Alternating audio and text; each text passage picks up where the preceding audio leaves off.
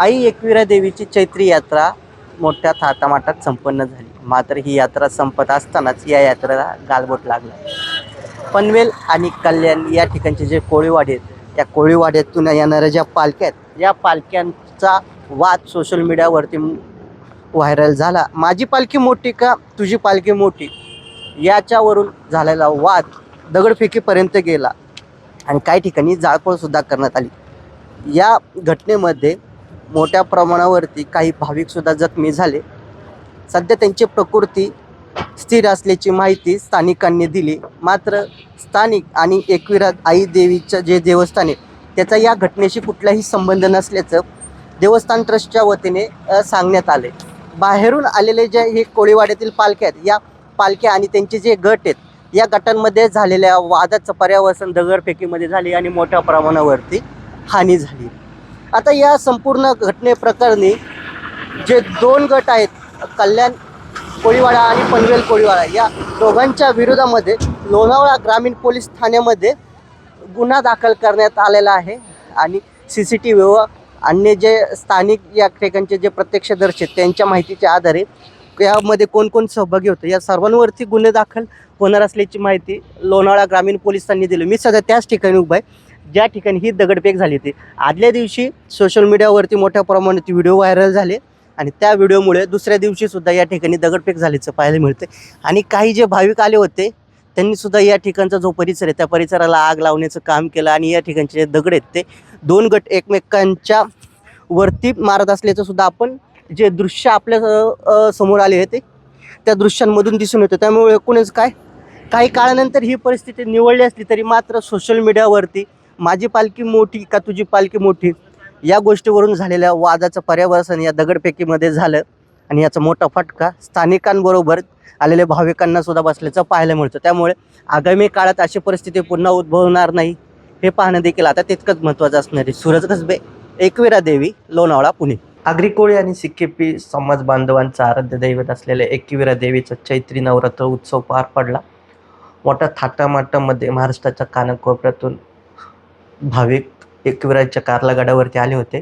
मात्र ही यात्रा संपत असतानाच या यात्रेला गालबोट लागले. नक्की काय घडलं? मोठ्या प्रमाणावरती सोशल मीडियावरती एकविरा देवीच्या गडावरती दगडफेक झाली असल्याचे व्हिडिओ व्हायरल होत आहेत. नक्की काय घडलं जाणून घेऊयात. माझ्यासोबत देवस्थानचे अध्यक्ष भाऊ, काय सांगाल? मोठ्या प्रमाणावरती व्हिडिओ व्हायरल होत आहेत, नक्की काय घडलं होतं? याच्यामध्ये कोणी जखमी झालंय का आणि चूक कोणाची?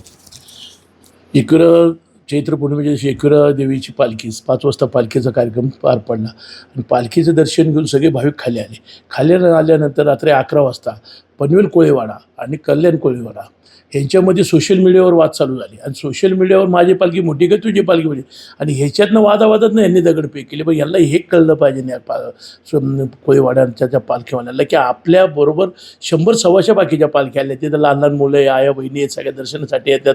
पण त्यांचा यांनी काही विचार न करता ह्या दोन्ही कोळीवाड्यांनी आणि स्वतः सोशल मीडियाच्या हे माध्यमातून यांनी दगडफेक चालू केली आणि त्या दगडफेकीतून आवाज झाला. ह्याच्यात तिथं स्थानिक म्हणजे जे गाववाले त्यांचा काही विषय नाही आहे.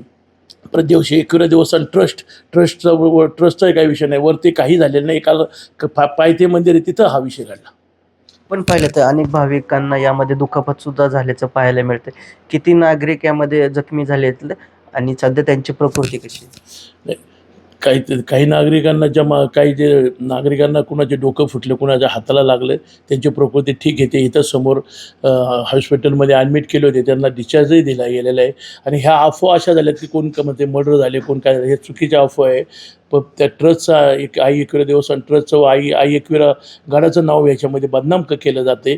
असं कोणी, मी सगळ्यांना कळकळीची विनंती करतो की असं कोणी आई गडाचं आणि एकविरा देवस्थान ट्रस्टचं आणि त्या परिसराचं नाव बदनाम नाही करावं. असं काही घडलेलं नाही. किरकोळ याच्यातनं त्यांच्या दगडफेकीमुळं कुणाला दुखापत, एक साधारण 7-8 जणांना दुखापत त्याच्यामध्ये झालेली आहे. पोलीस प्रशासन, एकविरा देवी देवस्थान ट्रस्ट आणि आलेले ज्या पालख्या होत्या पनवेल कोळीवाडा आणि कल्याण कोळीवाडा, यांच्याशी काय तुमचं बोलणं वगैरे झालंय का? काय तोडगा वगैरे काय निघालाय का? नाही, यांच्यावर पोलीस प्रशासन, लोणावळा ग्रामीण असेल, DYSP साहेब असतील, PI साहेब असतील, ह्यांनी यांच्यावर गुन्हेही दाखल केलेले आहे. आणि त्या गुन्ह्याच्या माध्यमातून ज्यांनी CCTVमध्ये जे फुटेज आले त्या पद्धतीने त्यांच्यावर कारवाई चालू आहे. एकविरा देवीची दरवर्षी यात्रा असते. यावर्षी आपण मोठ्या प्रमाणावरती बैठका घेतल्या तर पोलीस बंदोबस्त अतिरिक्त कुवत सुद्धा मागवली होती. परंतु भविष्यात अशी काय परिस्थिती पुन्हा निर्माण होणार नाही यासाठी देवस्थानच्या वतीने काय पावले उचलण्यात येणार आहे आणि नागरिकांना काय आवाहन करण्यात येईल? नागरिकांना हेच आवाहन करतो की आपण आई एकविराच्या देवीच्या चरणी नतमस्तक होण्यासाठी आपण येतोय. आपण सोशल मीडियावर याच्यासाठी येत नाही की माझी पालखी मोठी का तुझी पालखी मोठी. ज्यांनी येतोय तर आपण आईच्या एवढं पायी आपण यात्रेसाठी येतोय. फक्त आपण एकच सगळ्यांनी ध्यानात ठेवलं पाहिजे की आपण आई एकविराच्या दर्शनासाठी चाललेलो आहे. बाकीचा समाज तिथं जमलेलो आहे. आपल्यापासून त्यांनाही त्रास नको व्हायला, एवढेच मी या सगळ्या कोळी बांधवांना आवाहन करतो. आणि इथून पुढं जे भाविक भक्त येणार आहेत त्यांना हे आवाहन करतो की इथून पुढं असं काही घडणार नाही. याच्यासाठी आम्ही ट्रस्टमार्फत काही कठोर निर्णय घेणार आहे. तर आपण पहिलं आगरी कोळी बांधवांची आराध्य दैवत असलेल्या एकविरा देवस्थानच्या हा जो ट्रस्ट आहे त्या ट्रस्टच्या वतीनं आवाहन करण्यात येते की आगामी काळात अशी परिस्थिती पुन्हा होणार नाही यासाठी या आगरी कोळी बांधवांनी देखील काळजी घेणे तितकं गरजेचं आहे. परंतु आपण आगरी कोळी बांधवांच्या ज्या मानाच्या पालख्या असतात ते एकविरा देवीच्या गडावरती घेऊन येत असताना सोशल मीडियावरती कुठल्याही प्रकारे एकमेकांचे जो कोळीवाडा असतो त्यांना अशा प्रकारे वर्चस्वातून व्हिडिओ प्रसारित करणं आणि अशा प्रकारचे जे अनुचित प्रकार होतात त्याला कुठेतरी आळा घालण्यासाठी देवस्थाननी सुद्धा आता कठोर पावले उचलायला सुरुवात केली. त्यामुळे आगामी काळात अशी परिस्थिती पुन्हा होणार नाही हे पाहणं देखील तितकंच महत्त्वाचं असणार. सूरज कसबे, NDTV मराठी, लोणावळा, पुणे.